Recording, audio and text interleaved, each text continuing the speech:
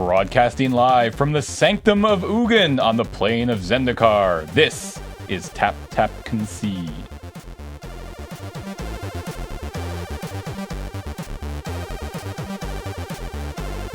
Hey everybody, it is a new episode of Tap Tap Concede, and my phone's ringing, but I'm going to ignore it because I love you more. He's a professional. But my pants are buzzing. That's weird. That's hot. I know, super hot. We are here this week. It is myself, James. I'm here with Alex. I'm here with Cam. Hello. Paul is over there on the board. And we are doing a mailbag episode today, more commonly known as, I guess, a Q&A. I asked you guys on Twitter to submit your questions, and we got a lot. So I apologize if you're watching and you were one of the people who asked us a question and we don't get to it. But it would take us actual hours and hours and hours to get through all those questions because we like to talk a lot. Mm-hmm. So instead, we've picked out a handful, or a couple handfuls, I guess, and we'll try to get through those as best we can. And just so you know, for free future reference, To free the future from references. Follow at LRRMTG if you want to be able to get in line when we do this again. But first, we must crack a pack. So Cam has the big green dice, and Alex stole the box, which means I sit here and do nothing. That's exciting. All right, Daddy needs a new sort of wounding. Sort of wounding. And Goodbye. we have 13. Ooh, Lucky 13. Starting from here. 1, 2, 3, 4, 5, 6, 7, 8, 9, 10, 11, 12. 13. Prophecy. All right. We have our pack of Prophecy. This comes care of Chris Denton, who gave this to us at GP Vegas. Thank you. Thank you so much, Chris. Let's crack into this. See the value. What is the value in I don't Prophecy? know. I don't remember which set this is. Is this going to be... Yeah, so this is going to be... I need to go like that. Oh, right. It's from Masks block. Oh. It is the third set in the Masks block. Right, the We're Sorry for Urza's block set. Okay. First up, Agent of Shaku, or Shaku, Shauku. 1 and a black for a 1/1 creature mercenary, and for 1 and a black, sacrifice a land. Target creature gets +2/+0 until end of turn. This card seems complete garbage. Yeah. Like actual complete trash garbage, not playable in any format ever in the history of Magic. Does he have, like... What's that? Is that a sleeve or a bag or something? Or is he just lifting up his robe? Like, no, at least... Oh, wait, no, it says, go ahead, take it. You'll be so very powerful, and what harm can it do? He's going to hand him this ectoplasm that he got from blowing up a land. Yeah, why can't this just be a 2/2? Like, if it was a 2/2 for 2, then at least it's playable, and you can just kind of maybe use the second... Or, like, thing. sack a land, get, like, +4/+0 or something. Yeah, I don't know. I feel like, Sacking a land's a huge cost to pay. It is. In draft. But I mean, like, I don't like this card. This card's bad. Moving on. Ribcage Spider. I'm sorry, what? That's creepy. 2 and a green for a spider. It is 1/4. Ribcage Spider may block as though it had flying, so it has reach. So it's a 1/4 with reach for 2 and a green. This is probably fine. It's I fine. mean, you want to have this against, like, the Flyers deck. Yeah. I think... Spiders don't have rib cages. They have This one does. exoskeletons. Cam, This one... it's fantasy. A wizard did it. Literally, it's called Ribcage No wizard Spider. would do this. This organism wouldn't be viable. Moving on. Magetta Boon? Majetta's Boon. 1 and a white. You may play Majetta's Boon anytime you could play an instant, so it has flash. Enchanted creature gets +1/+2. Man, that guy isn't even holding his It's like, sword ow, right. Ow! Take it! So I think this is fine. Yeah? Like it's because it's a combat trick, right? It's a combat trick that's also an enchantment. That actually just seems sticks pretty around good. as an enchantment. Yeah, like I would probably just play like 1 and a white instant. Target creature gets +1/+2 until end of turn. In most limited decks, it's not an exciting. It's not an exciting combat trick, but it's not like the worst. Like it's bad holy strength. Yeah, but it sticks around forever, though, right? I don't know, man. It's kind of like better holy strength. Yeah. I guess. Well, for 1 colorless extra, you can cast it with flash. Yeah. It seems kind of sweet, if you ask me. Okay. Moving around. Flay is up next. Ow. Flay is 3 and a black for a sorcery. Target player discards a card at random from his or her hand. Then that player discards another card at random from his or her hand unless he or she pays 1 colorless. I have no idea how to think. Initial reaction is, this is not a very good card. It's kind of bad mind rot. Yeah. The random clause is pretty good, though. Yeah, the random clause random is devastating. Yeah, random is better than target player discards a card of his or her choosing. Like, this is just worse than Stupor. Yeah, which is the same effect. It seems really highly costed, too. Like, maybe, I don't know. Yeah, Paul, could you put up Stupor for a second? I'm comparing it to similar discard spells that I am aware of in the greater Magisphere. It's like a ball of... Yeah, there you go. 2 and a black for sorcery. Target opponent discards a card at random, then discards a card. So, like, this is just way better. Yeah. Oh, yeah. In every possible way. This is significantly better. So, womp, womp. Yep. All right. Well, sorry, Flay. Get out. I was like, or you could just play him. The Stupor is 1 random, then they get to choose the second one, right? Correct. But they have to... Whereas Flay, it's 2 random cards. But they can prevent the second one. They can prevent the second one. Mm-hmm. I still think I like Stupor more. Yeah, Stupor is still better. Flay has nice art. It does have nice art. It does sweet art. I mean, him to Turak, it ain't. Correct. Also, it costs 1 more than Stupor. It does. Yeah. They're both sorceries, but... And also, as the Gatherer ruling on this one is, you can actually... The player can choose whether or not to pay the 1 to not discard another card once after the first discard has happened. Right. So I don't know if that makes any difference. Interesting. But, yeah. That's interesting. Okay. So like if they've already, or if the random card they get in the first one is already like the card they actually cared about, then they might not care about doing another random one. Yeah, that's fair. All right. Next up is the Spike Tail Hatchling. 1 in a blue for a 1/1 creature Drake. It has flying. And you can sacrifice it to counter target spell unless its controller pays 1. Yeah, I like this card. This guy seems completely fine. Well, I mean, it's like 4 spike, but it's also a flying man. Yeah, it's 4 spike on a... Yeah, I like this guy. It seems fine. I play a deck of these guys. Yeah. Well, it's nice because it counters like any spell. Yeah. Which is kind of hot. This seems like a popper kind of... Maybe not an MVP, but maybe there's some sort of like Flyers deck. Yeah. That's sort of like Fish. All right. Next up is Excise. That guy's actually a common, by the way. Oh. This is before they colored the symbols.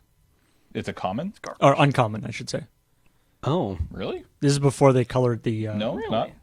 Oh, no. Sorry. It's a common in Prophecy, but it's an uncommon later on. Yeah, they reprinted it as uncommon? Well, that gives before. you an idea. In 10th and 8th, it was uncommon. Okay. Interesting. All right, so next up was Excise. For X white, instant, remove target attacking creature from that game unless its controller pays X.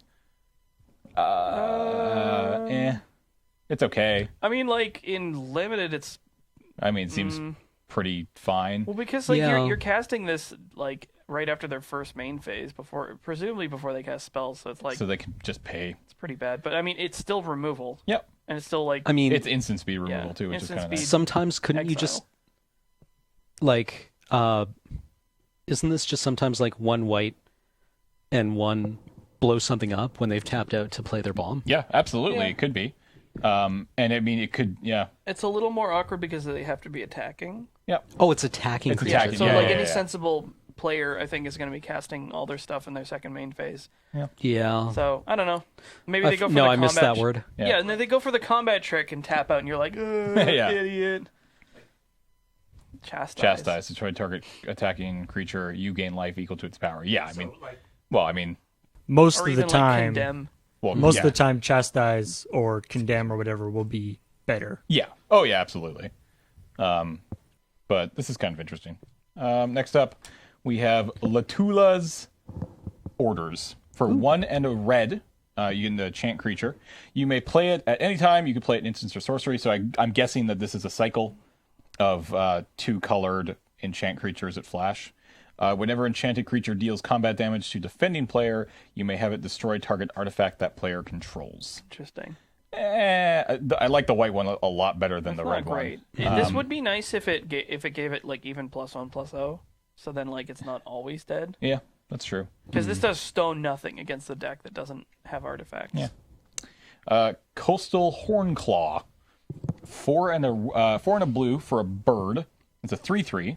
It doesn't fly, even though it clearly has wings. Sacrifice a land. like a chicken. Sorry. There we go. Sacrifice a land. Oh. It gains flying until end of What? turn. Wow. Ew, get it out. That is... Make it go That away. is- That's weird. It just Why? like What takes off and drops a massive deuce on the land, and it can't be What's tapped for mana what's anymore. I don't know. the flavor of sacking a land to give it flying? Like I said, it drops a massive deuce when it takes off, and people are just like, "Fuck it, I'm done." Yeah, you just walk away from your home. just walk away. All right. Well, moving on from that. And it's not even a good body. No, 3/3 for 5 is. I mean, in blue, it's I guess not. Yeah, but It's not horrific, but it's But not a 3/3 very good. flyer for 5. That is is where play. blue where blue like Pretty kind of tops out, Yeah, right? Or not absolutely. tops out, but No, that's the I mean, common. That's a common, yeah. All right, next up is Pygmy Razorback. I like this card. 1 in a green for 2/1. It has trample. Yeah, It's fine. I mean, Yeah. like you're playing this basically all the time. It's just a like two-drop. this is the one that's pretty sweet to get that instant pump spell on too. Yeah. Just like wham, Yep. Absolutely. get in there. I like the forced perspective art too. Yeah, Rrrg. I think that's really cool. Next up is Keldon Berserker. 3 and a red for a 2/3, so that's not very good. But whenever it attacks, if you control no untapped lands, it gets +3/+0 until end of turn. That is weird. Yeah. So it incentivizes you to play everything before combat to Or get. you can just tap your lands for nothing. You can. Did this exist when mana burn was a thing though? It probably did, in which case it's gotten better. Yeah. Weirdly. Because yeah, you just float a whole bunch of mana. Yeah, that's weird. Yeah.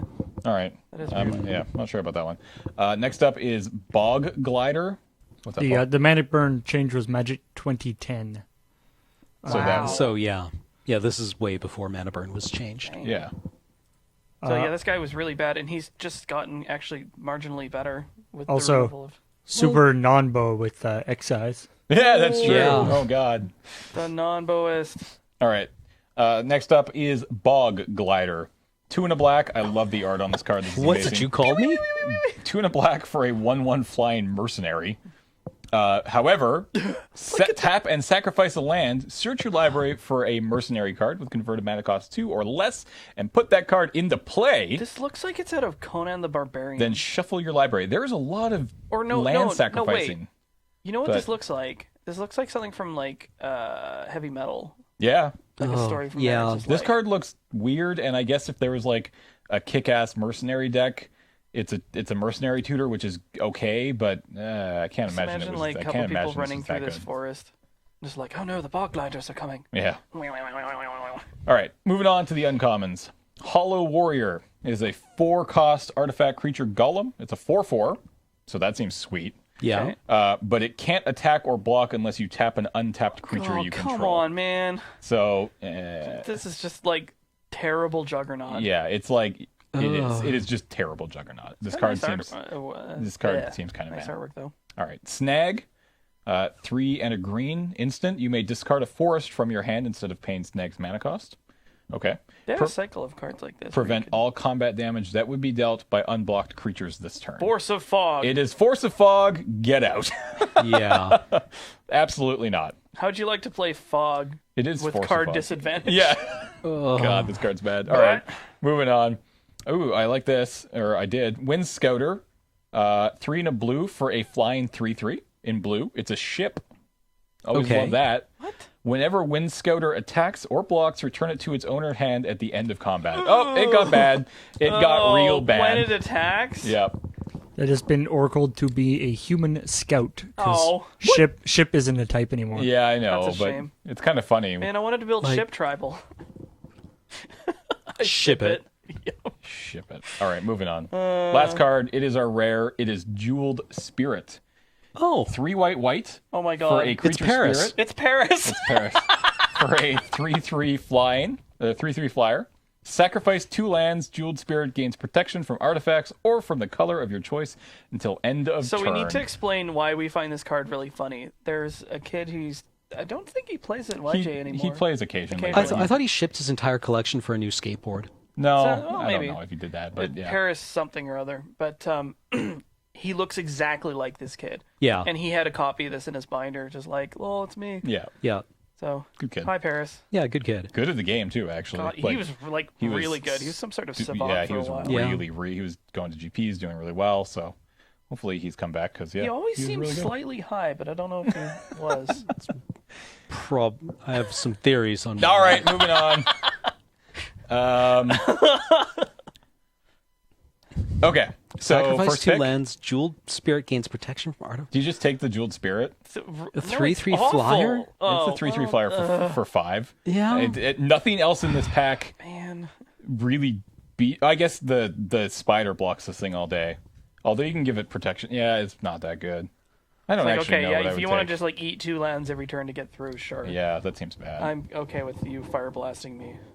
I don't know. I don't know what the pick is. Get it out. These all look terrible. Let's answer See- some of your questions. And this is the problem. Whenever anyone is like, "Let's do a chaos draft with old packs," Oh god, Oh, yeah. it's it's actually it's never Urza's block. It's always this. Yeah, it's always crap because it's cheap. See, Yeah. like you should come up with like what would be the best conceivable chaos draft, and you just be like Urza block, Modern Masters, I don't know, Beta.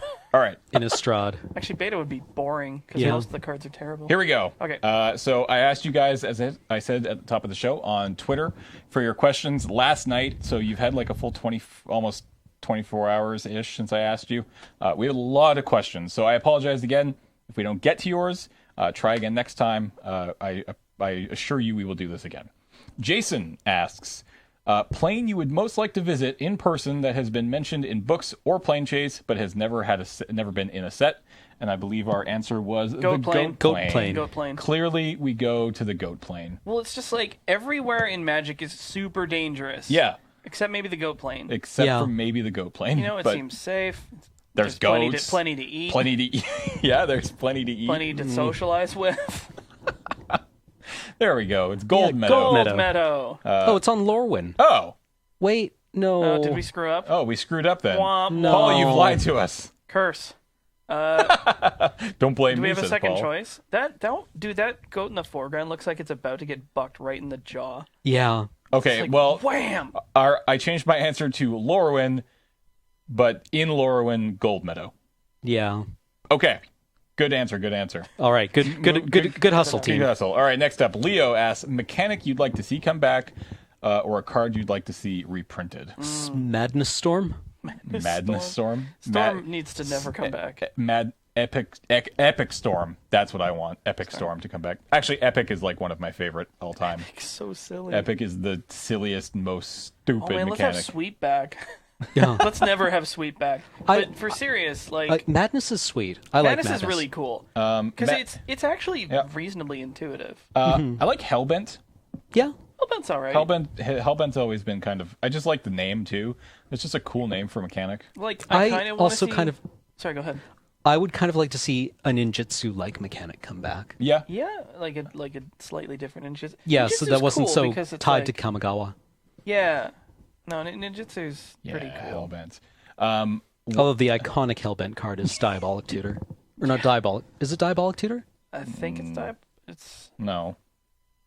I don't can't remember what it's called. Um, No, there we go. Infernal Tutor, Infernal Tutor. Infernal That's the Tutor, one. Thank you. um, Which is actually just demonic tutor in the storm deck. like my favorite mechanic probably of all time, and we still need to do the mechanics episode, like just talk about our favorite mechanics and stuff like that. But Proliferate is probably my favorite mechanic, and I would love to see Proliferate come back. Pretty good. I'm a Actually, big fan. kind of a fan of modular. Modular is pretty sweet. I don't see it ever coming back. It'll never come back. 'cause Yeah. It's probably too powerful. Yeah. I also really liked Flashback. Flashback was sweet. Well, I yeah. mean, Flashback's just awesome. Yeah. I mean, just It's like, that's hey, too- cast it again. Yeah. Paul. Well, I was going to say, I mean, modular has come back on cards, just not as a keyword. But there have been creatures that have come out since modular was a thing that moved +1/+1 counters around Yeah, in, but in not a in the similar same way. way. Like modular does it automatically. It's like here, can we get a modular card up like Arcbound? Ravager, is it? Sure, Ravager's the classic one. Yeah. But it's like these creatures they're all artifacts that came into play with a certain number of +1/+1 counters on them, and when they die, you move those counters to a new creature, a new artifact creature. Yeah. So it's just like it was a way of keeping your I creature love the value. art. I It love looks the art on Ravager so very cool. much. One of my favorite pieces of Magic like, art, honestly. Well, I really like the glow coming through the mist. Yeah. You're just like, is that a mirror that it's about to eat? Yeah. Yeah. Or Yeah, it maybe is. talk to? Probably eat. All right, moving on. Given the option, what would you play in Vintage? So there's a lot of interesting decks. I was thinking that something like what the hell's it called? God damn it, Monastery Mentor. Yep. That's Yeah. a deck now. Like, I In just want to Vintage. do like the deck that wants to go like Lotus, Talrand, hold up Force of Will or Daze. Yeah, I And mean, then like probe. Mud looks kind of fun. Which one's Mud? Mud is the mono brown. It's like the Oh, artifact. okay. The artifact. one.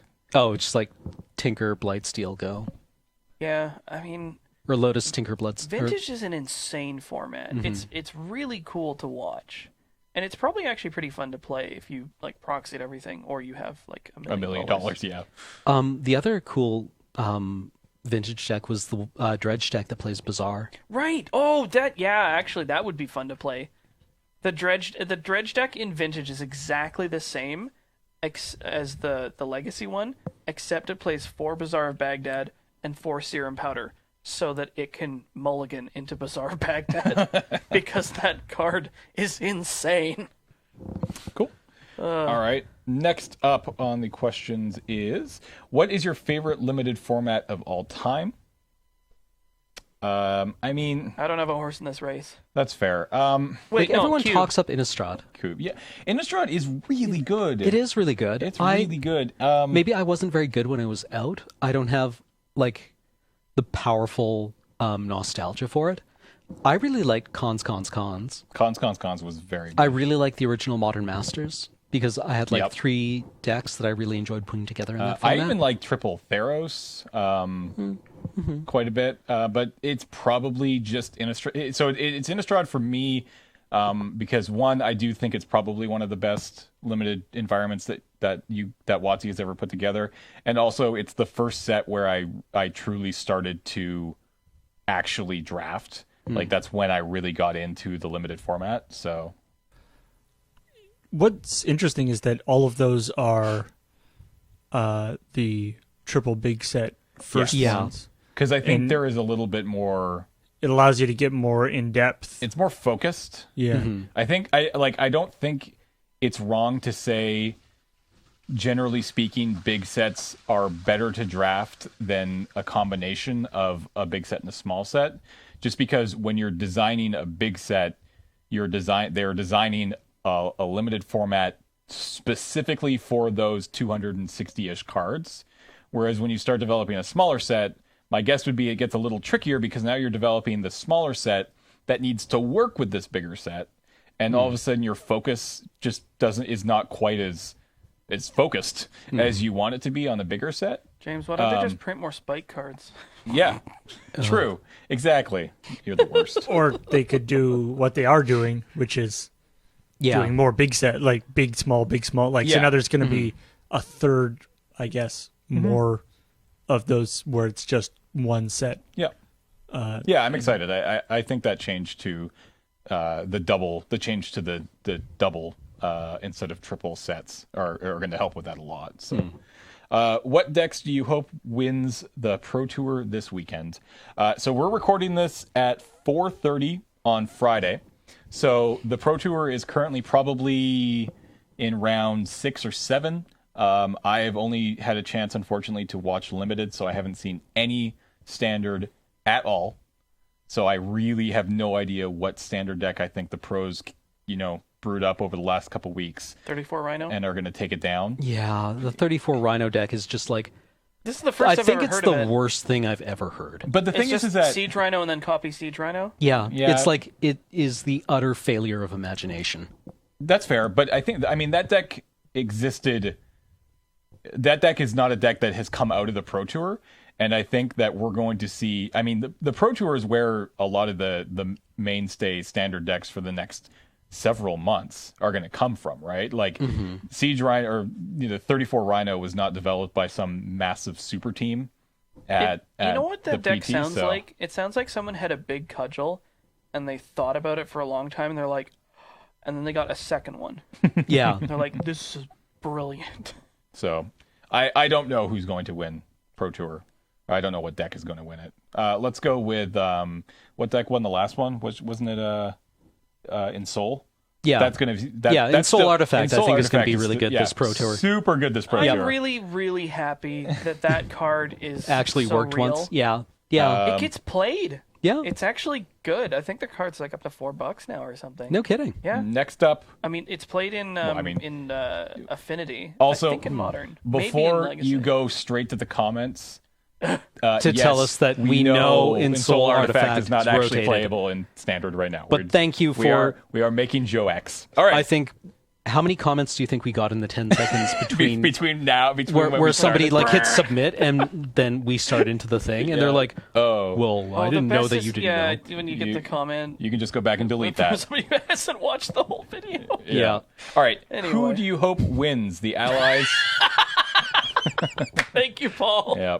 Who do you hope wins? The Allies or the Eldrazi? Allies. Allies. I mean, Best case scenario. The only way I can't imagine the Allies losing completely, but I also can't imagine that the Eldrazi will completely wipe out Zendikar. I assume that they will drive the Eldrazi back to a point where they need to leave or something. or what if they Because you can't get rid of. It's like Star Trek getting rid of the Borg. You can't do that. Cough, Voyager, cough. But you can't do that in Magic. They need to exist. So I would loosely guess that what happens is that they trap Ulamog on Zendikar permanently. in the Hell Vault. Or, they're just like, this thing's been vacant for a long time. Just stuff them in but there. Zendikar's lost. Yeah, I can. I can maybe see like that. Yeah. in the Uncharted Realms, they're going around Zendikar, and there's just Nothing.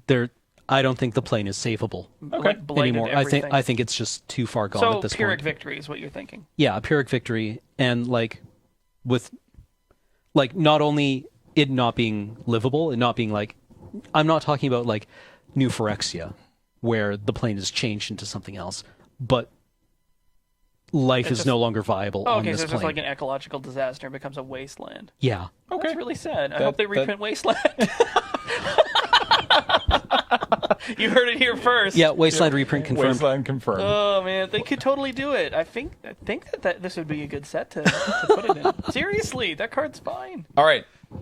Moving on. Okay. If you could play only one deck type, control, combo, etc., what would it be? Alex. Mid range. Aggro. Tempo. Nice. Got there. Got there. What kind of Magic content, podcasts, articles, videos, what do you guys follow? Is there any specific Magic content that you watch or listen to or read on a regular basis? Alex, go first. I've started tuning into Marshall's streams just because he started doing Highlander stuff. Yep. Which is particularly exciting. And Liam's been streaming Highlander, and I've been hosting him off of my channel to just get hype going about Highlander, because apparently it's starting to get some momentum. It absolutely which I'm is. stoked about, because more people should play that format because it's super sweet. Ken? Yeah. Well, I like going on the subreddit and reading spoiler comments, just so I can feel smarter than people. Okay. Magic content that isn't fan created by people who don't know what they're talking about. I really like Kenji's stream. Yep. I like watching Marshall's stream. Yep. Basically, I'm in it for the people, not really the content so much. That's fair.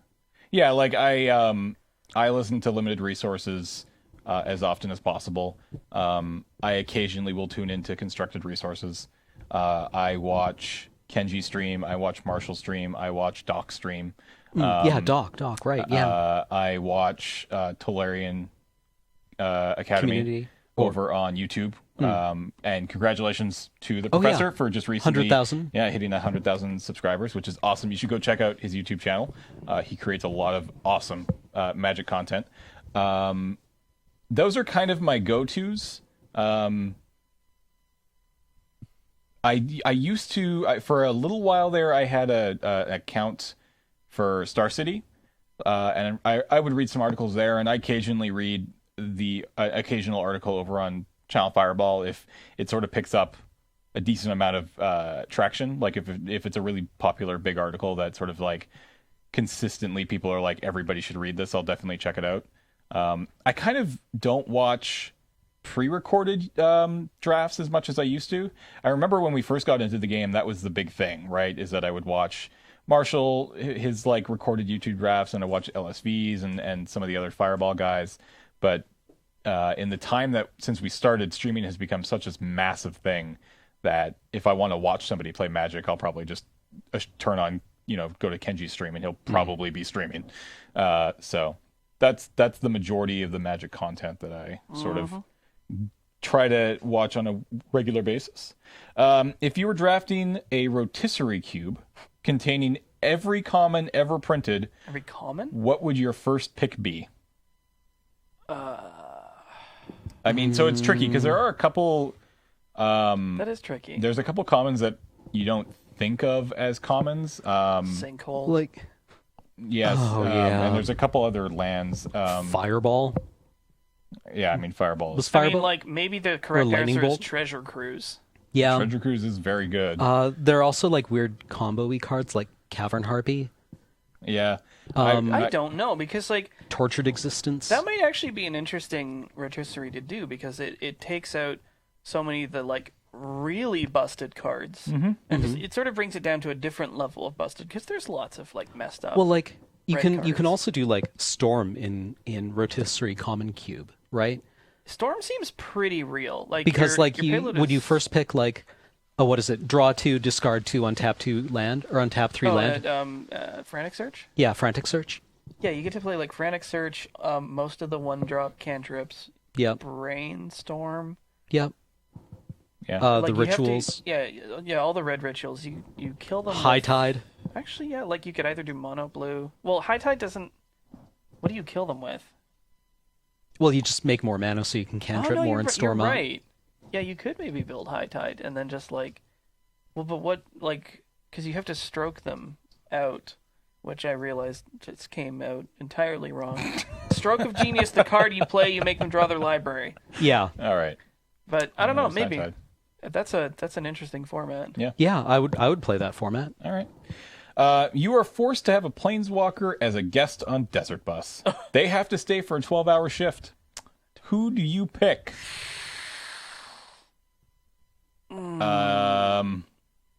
Sarkhan the Mad. What? That is the exact opposite of who you would want at Desert I know. Bus. I feel like Domri Raid? Domri Raven could be kind of cool. I was thinking more like Dak Faden. That's a fucking awful idea. It's like, where's all our equipment? I don't know nothing about that. You know what his like second ability is, right? Could we make them read our fanfic? How about just? I mean, Gideon's probably a safe pick. Gideon would be there for the children. Yeah, he'd be. A You pretty know, Gideon chill would dude. would probably be a little bit like John Cena. Yeah, that's true. So he's probably all right. He'd probably be a Actually, good sport about it. Nissa might be good. Chandra would be an awful idea. No, This yeah, place she's is just very light. Yeah, flammable. it's just light the whole place on fire. Jace would be terrible on camera. Oh no, Jace would Used just to be the worst. You just, I like, would not want mumble. Liliana to know that I did this. That she seems like a real bad idea as well. Tybalt. Maybe just Tybalt's a pain mage. yeah. I feel bad. I just I want to invite him to my party so he doesn't Tammy? feel so bad. Oh, a Johnny. Oh, Johnny, yeah. Oh, Johnny would be dude, so of course. good. Yeah, just a giant Perfect. cat. Okay, yeah, that's just the way Yeah, to go. the internet would love a Johnny. Exactly. All right, we solved it. Good job. Not a Johnny Vengeant, though. Oh, yeah, no, I'm obviously. gonna lightning helix everybody. A Johnny, not even the Gold latest Man. one. You'd Mentor want, of Heroes? no, the one white, the 3-drop Johnny. Oh, Flying a Johnny. Yeah, Color of Pride. There you go. Yeah. You want that kitty Johnny. All right, couple more questions here. Do you think Canadian Highlander has more appeal to a competitive / tournament player or a casual player? Tournament competitive. Yeah, Yeah. but also, well, yeah, no. I mean, it's weird because it's kind of like competitive casual. Yeah, well, it it's the casual game you play with your competitive friends between Yeah, rounds of that's legacy exactly it, tournaments. But it's definitely competitive first and casual second. Like, It's not like casual. You know, Highlander is the game that you jam matches of with your buddies between rounds in a tournament. Yeah, that's exactly Right? it. Like I think my favorite way of playing Highlander is kind of just like picking up games against other people, and everybody has really high-end decks, but the atmosphere is still kind of casual. Yeah. Right. So you're still like jamming, the big powerful spells and plays, but you're like, whatever, get you. Right. Yeah. It's just like, and then I've got Fecundity in play, and I'm gonna draw like 50 cards, lol. And they're just like, mana drain, ruin your day, and I'm like, oh. Yeah. But yeah, I think it is definitely a more competitive kind of game, sort of by its design, because it's. I mean, it dips into the like legacy vintage pool, Mm-hmm. and it's just like I mean, I think you're playing with real cards and making real plays. I and do that's think that kind of the appeal. I mean, currently Canadian Highlander sort of exists within this pretty small bubble, and it's clear that I think if it's going to make its mark, it's going to be doing it probably within this next year. Like, I think 2016 is a big year for Canadian Highlander, as long as we keep pushing it, as long as you guys keep wanting to play it, as long as Marshall and all those people keep talking about it, I think it can only get bigger. And I think that's going to push it probably more towards or a little bit more out of that casual environment. Well, I hope but not. I don't think ever so much so, because you're never going to have a Highlander GP. No. You're never No. going to have these massive Highlander tournaments, which is always going to keep the format grounded in sort of the casual realm. You know where I would love to see this format end up? Halfway between Legacy and Vintage. Okay. Just like right there. Because it's like they have like big tournaments for Legacy, but the Vintage scene is like pretty small, is my understanding. Oh yeah. But that could just be like something that a decent number of people play, but maybe it doesn't, end up being like a huge organized sort of event. Yeah. Right. Absolutely. So, because it is an eternal format, but it's not like Vintage. Yeah. Okay, cool. I mainly draft Magic the Gathering online. Recently started drafting at FNM.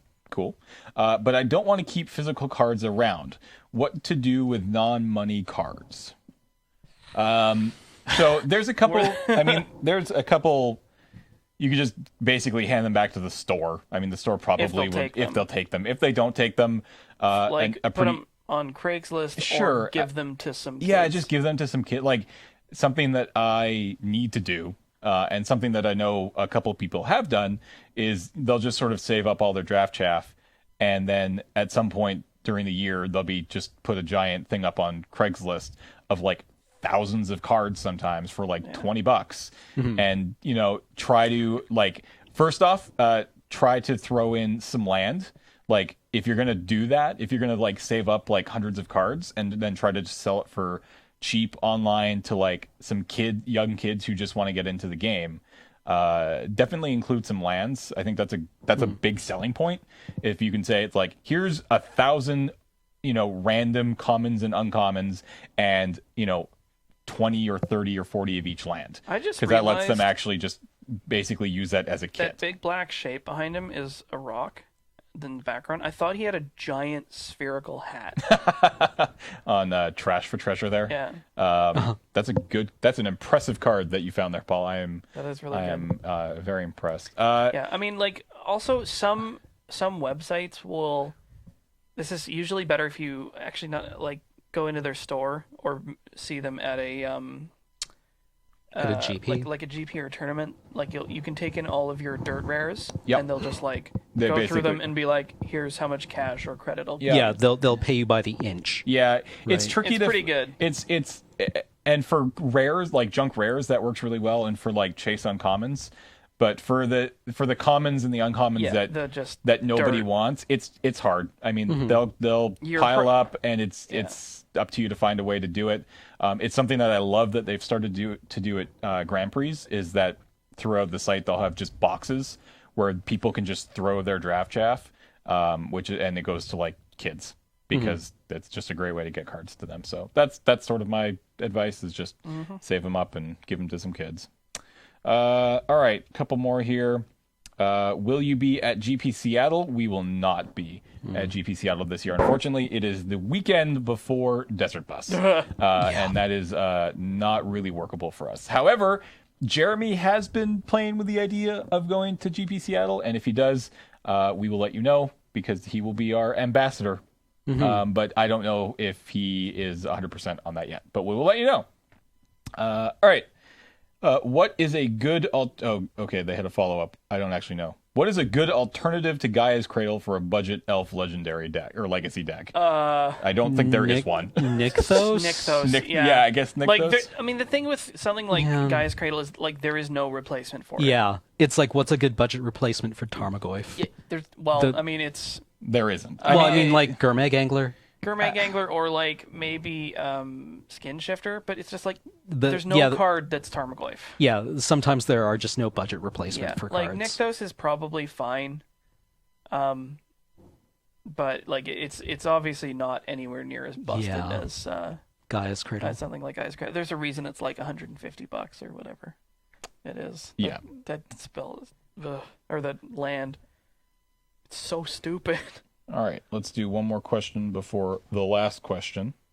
Are there any cards that you really like but can't find or make a good home for them?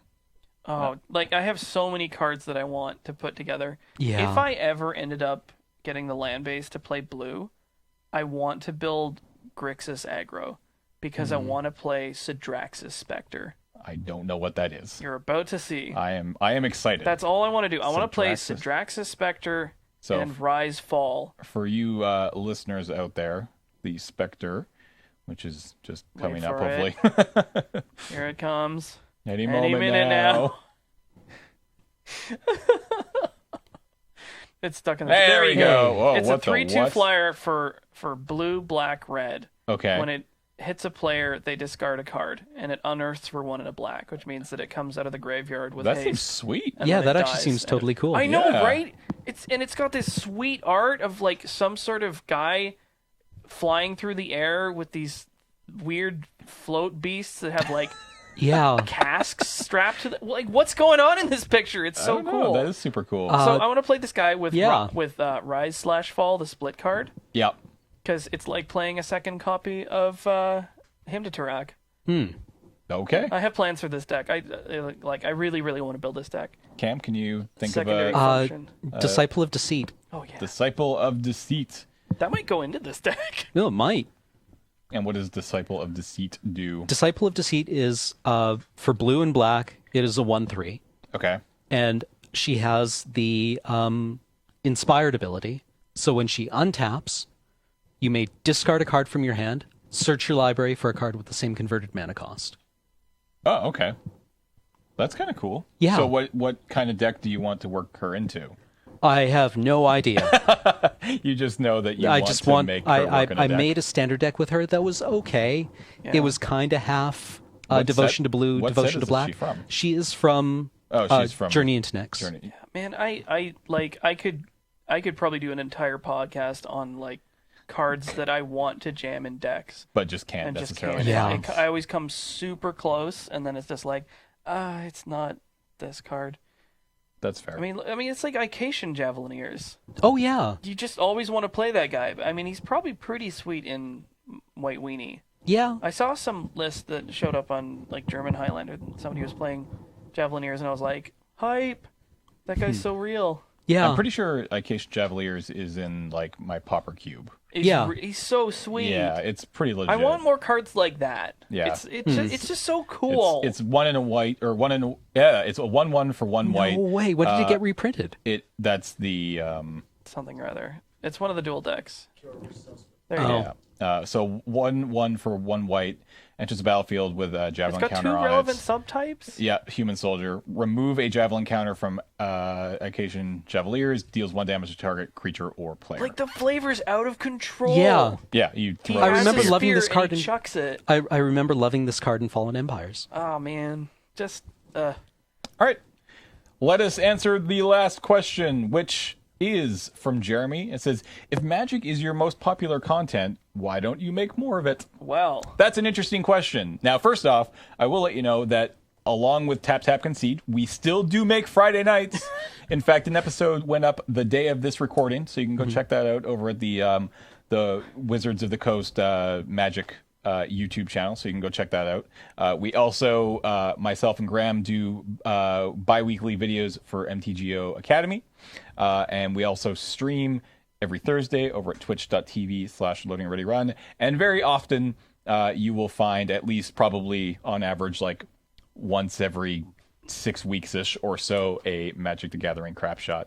But it's interesting that you asked that question because it leads very well into something that I want to tell you all about, which is the fact that we just launched our 2015 Loading Ready Run census. And basically, it's a short questionnaire.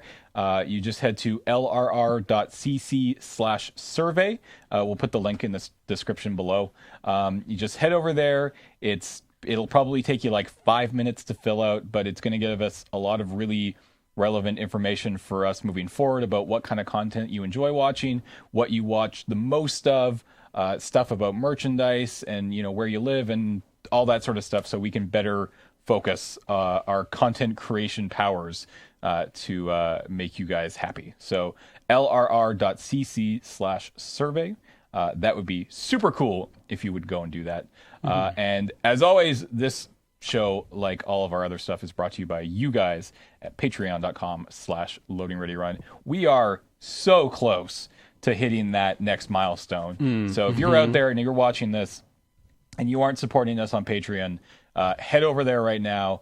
Check out the AFK streaming milestone. I think you're going to like it. We're going to play more Hero We're going to Quest. play more Hero Quest. We're going to play Paper Magic. We're going to play Paper Magic. It's going to be a lot of fun. Highlander. So go and check that out at patreon.com/loadingreadyrun. Fun podcast. Thank you guys for your questions. We will do this again probably in like a couple months. So remember to follow LRRMTG on Twitter. And we'll talk to you guys next week. Adios. Bye. Bye.